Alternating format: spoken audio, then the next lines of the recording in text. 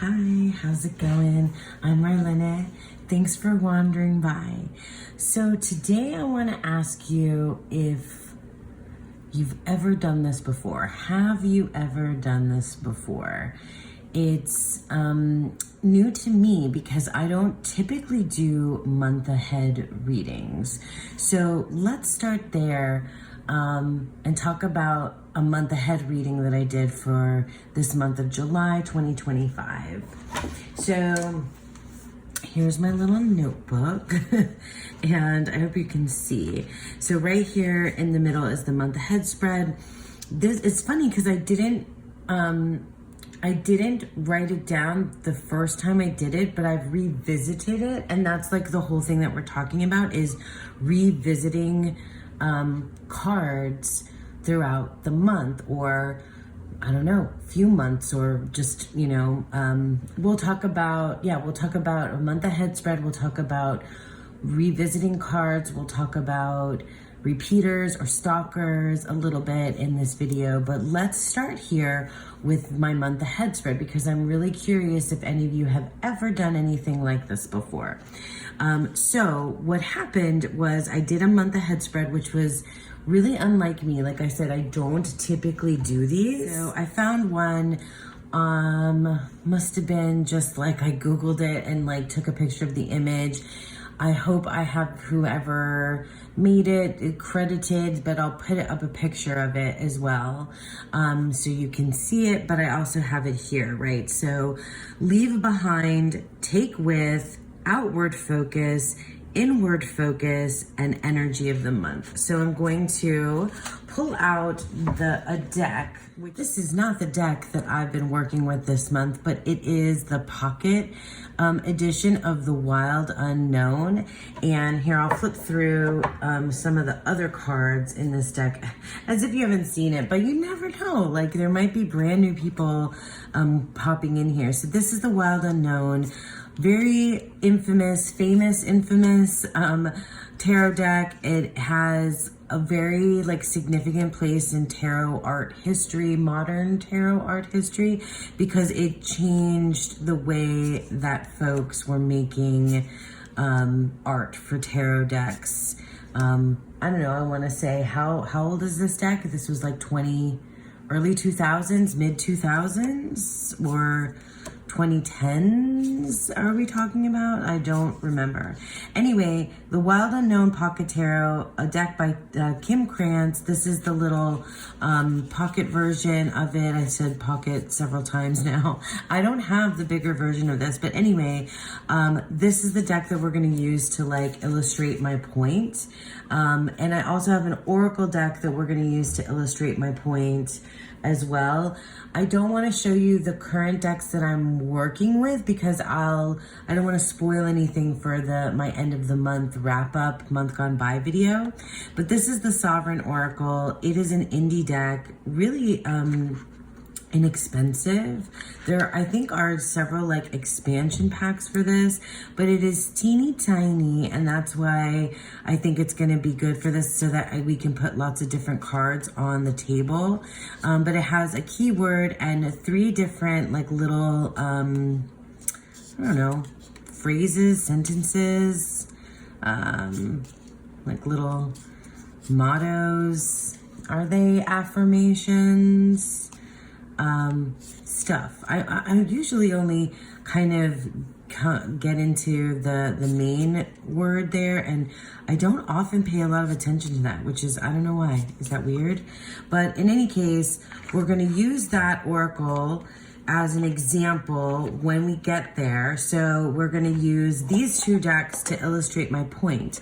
But going back, let's go back to the month ahead spread and I'll show you. So we did leave behind was the 4 of Cups. Oh man, this deck kind of gets a little bit warped. Is that the word? Bowed, that's the word. 4 of Cups is leave behind. Take with was the 8 of Cups, which I think is really funny that you take with when like leave behind is really like one of the things that you say about the 8 of Cups. Then my outward focus was the Devil, and my inward focus is the Ten of Swords. And then the overall energy of the month is, oh my God, I love this little lamb, is the Four of Swords. Okay, so this is where, you know, I did a month ahead, which I don't typically do. And one of the things I noticed, like right off the bat, is that, is this Ten of Swords, this inward focus, because I do animal gnosis as part of Animals and Arcana. Tegan has a YouTube channel, she has an Instagram, and also a Patreon. Animal gnosis is part of her Patreon, and we work with an animal each month. And this month was pigeon, but I decided to include dove in it as well. These are cards from the Animal Guide Oracle. In case you're curious, I'll leave a link to that below. It's a deck created by a good friend of mine, Andy Taylor. Anyway, we have pigeon, we have dove. And I know I didn't bring those decks out here, but in the 2 animal decks that I chose to work with this month in July, on the Ten of Swords, in both of those decks is a pigeon and a dove. Okay, on the Ten of Swords. So I was like, already the month ahead is like, you know, this inward focus card, this work with pigeon and dove, it's all coming together. And like, I don't know that that's ever kind of aligned like that, or that kind of synchronicity has come up for me before. So I decided that because this seemed like it was significant, that what I needed to do was work with this specific card, the Ten of Swords, okay? So what also ended up happening, so I guess I'll show that part. Like what I did with the Ten of Swords was, you know, I worked with it individually. So then I did a reading around the Ten of Swords, and I used tarot and oracle to, you know, to kind of dive into this a little bit further, right?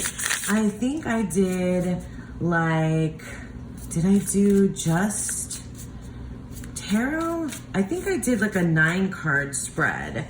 So I ended up doing a 9-card spread. Let me move these guys out of the way. I mean, I guess we can use them again, because honestly, what did end up happening, yeah, I did a 9-card spread, but what ended up happening was that the same cards kept showing up. Like the same cards from my month ahead started showing up, you know, in these other readings, plus some others. Can we see how far? Yeah, you can see. So that's why I wanted to use this little deck. Yeah.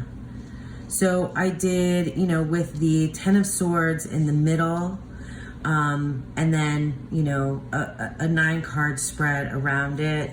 I think I might have even included some oracle on either side here, you know, like something like this.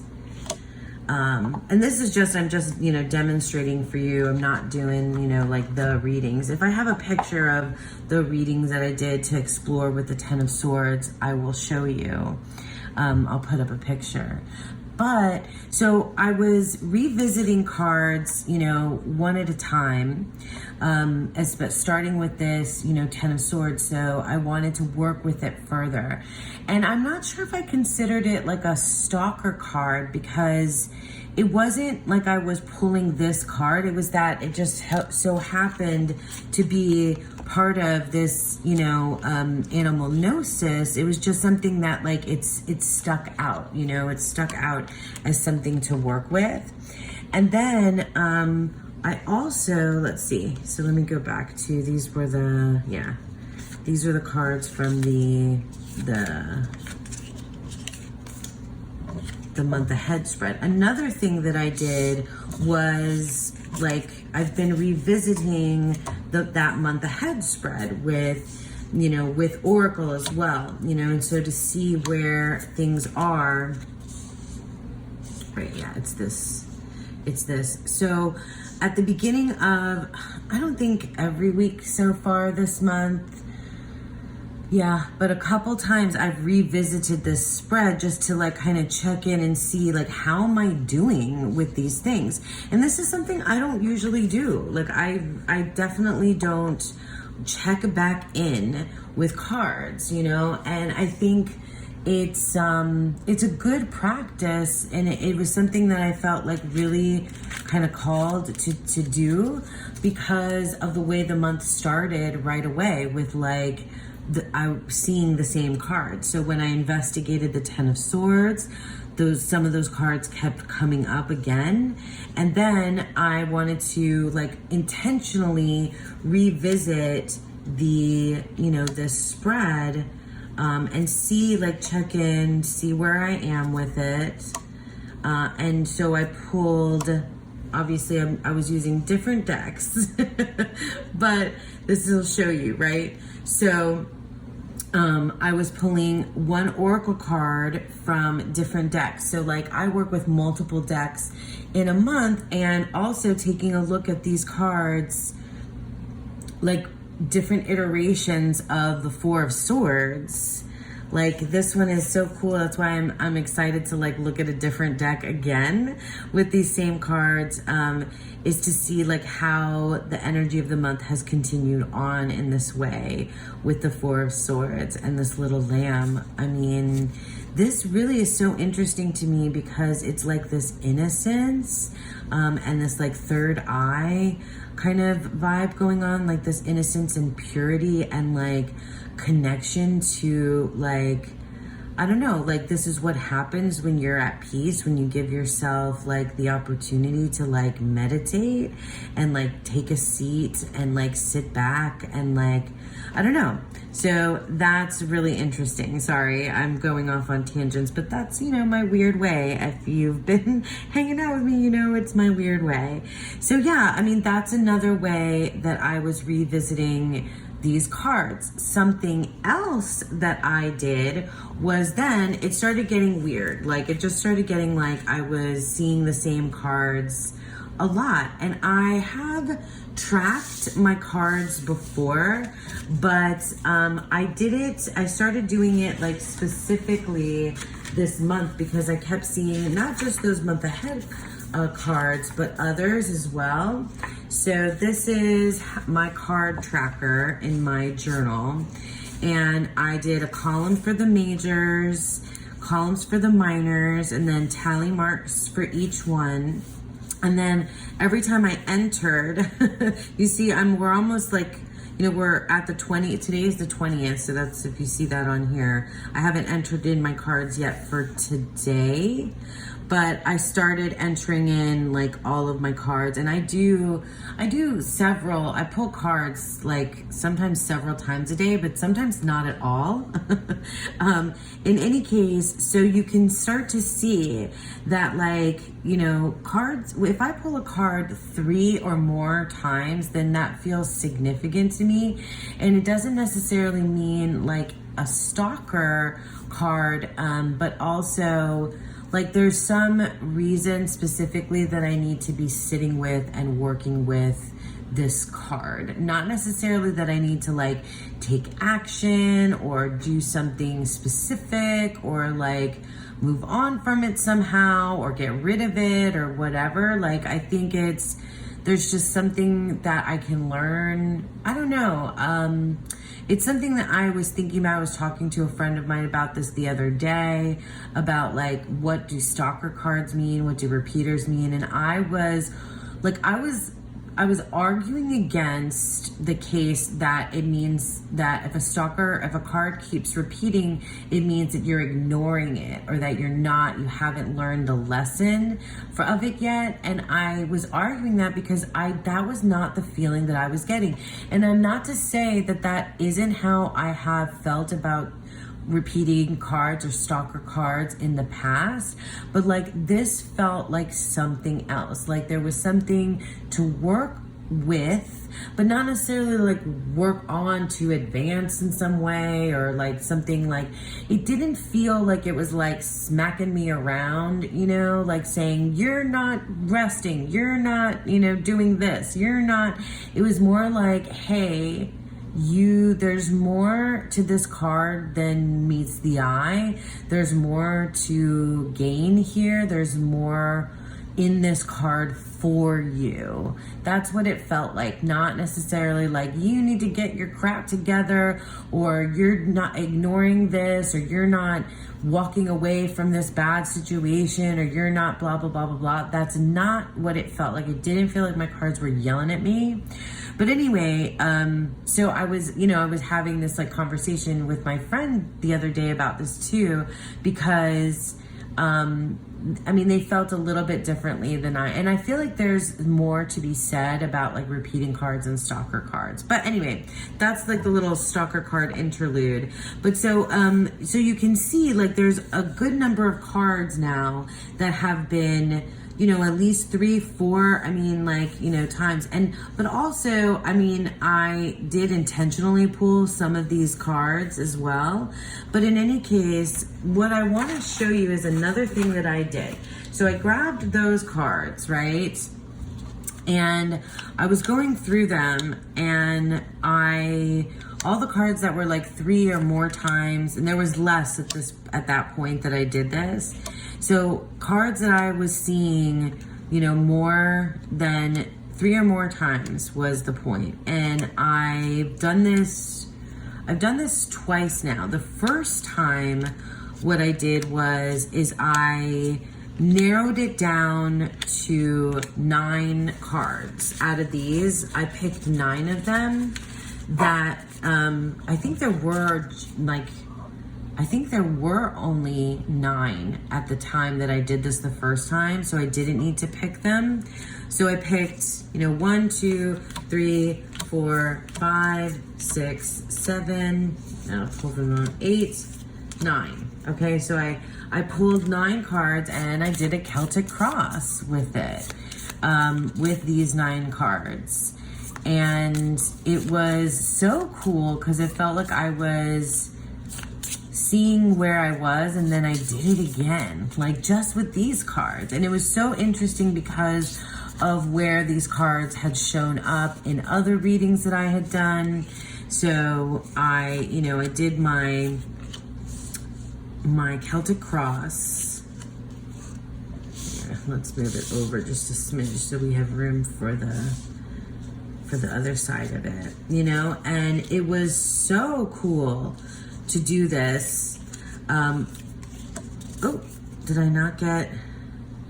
Did I not grab enough cards? Okay, because there should be 4 on this side. Anyway, we'll leave it at that. You get the idea, you know what I mean? Like, it's not doing the actual reading at this moment, because I'd be here forever if I started trying to read this right now. But then another thing that I did, so then I did it again when I had more cards that were like falling under this category, is that I shuffled all of them that I had seen 3 or more times, into this pile. It's a significant amount of cards, I think. I even, did I include? No, I didn't. I didn't include the 2 that I've seen 2 or more times. But anyway, so then I did it again, with, oops, why are you wanting me to be upside down, huh? Okay. Just to see again. I like a Celtic Cross. Do you guys like the Celtic Cross? It's such a go-to spread for me. Like, I literally can't help myself. I really love a Celtic Cross. 4 of Cups, Page of Swords. I had like a couple of spreads where I'll just leave it with that and not do the 4 because I can't fit them all again. But I had a couple of spreads where page energy was like, whew. It was all through it. Like, I just kept seeing these pages over and over again. Anyway, so I did the Celtic Cross this way now with more cards that were repeating. And I like it. I like the Celtic Cross because it's a reading I know so well that like I can easily like remember where each of the spots are. And like I do my Celtic Cross as like current you, what's crossing you, past past, future. This is conscious, subconscious. And then I do how you see yourself, how others see you, advice. And then the top one would be, outcome. That's how I do my Celtic Cross.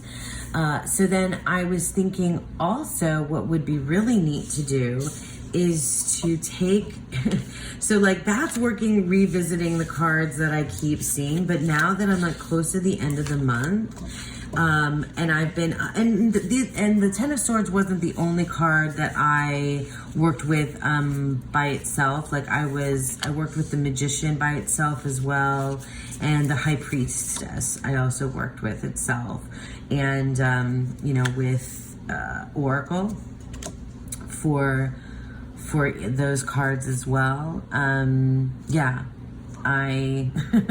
That was really good too. But something that I thought might be interesting is to shuffle the cards that I haven't have seen 0 times this month, and do something with the ones that they haven't shown up for me at all. I know that folks often do, when you are reading a spread, you take a look at, the cards, you look for the suit that isn't there, and that's significant. That absence is significant. I haven't seen the Empress at all this month, but the Emperor has featured heavily. And so I'm interested to, to maybe do a Celtic Cross with the cards that have not shown up at all for me this month, or to do a 9 card, 3 rows of 3, or maybe something else, or maybe I can use these cards for and to do the month ahead again, to revisit and see, or use those cards for next month maybe. I don't know. I definitely want to take continue thinking about revisiting cards and tracking them, because I know that different people track cards in different ways, and I like to see, I used to like to see what what suits were coming out the most and what numbers I was seeing. The number 4 is clearly super significant for me so far this month. I mean, very definitely this month, and that Emperor card, man, and the 4 of Swords. So now they're significant to me, and getting to play with them more and see them more and look at them across other decks and put different different oracles with it as well, it's so cool. I think I want to kind of refine a practice around this and maybe try something next month, more, that's a little bit more structured. But I don't know, I kind of was having fun doing something kind of kooky and all over the place, just based on gut instinct and what I felt made sense in the moment for the reading that I wanted to do and for the the cards that I kept seeing. Anyway, that's it. I don't want to go on about this too much, but I think I covered all the things that I said I was going to cover. Month ahead readings, stalker and repeating cards, and the different ways that I worked with going back to the same cards and what I think about them, and kind of, developing a practice around this. It was very fluid and made up as I went along this month. Maybe I'll continue that. Maybe I'll build something more structured around it going forward. But anyway, that's it for me. I hope that you guys enjoyed that. Please tell me, have you ever done something like this before? And if so, how? I'd love to hear it. Thank you so much for sticking with me. Again, I hope you enjoyed that, and I hope that you all have a beautiful, wonderful day. Bye.